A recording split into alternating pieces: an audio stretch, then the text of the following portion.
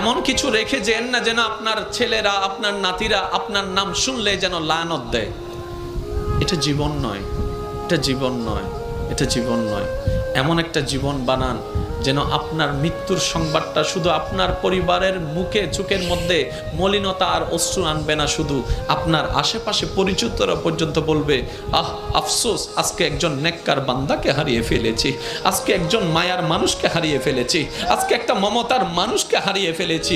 যেভাবে সিদ্দিকে আকবরের দুনিয়া থেকে যাওয়ার পরে জগৎ কান্না করেছে, ফারুকে আজম যাওয়ার পরে জগৎ কান্না করেছে, ওসমান ও আলী যাওয়ার পরে জগৎ কান্না করেছে, ইমাম হোসেন কারবালায় শহীদ হওয়ার পরে 2022 সালে চট্টগ্রামের মানুষ পর্যন্ত কান্না করছে। আল্লাহু আকবার।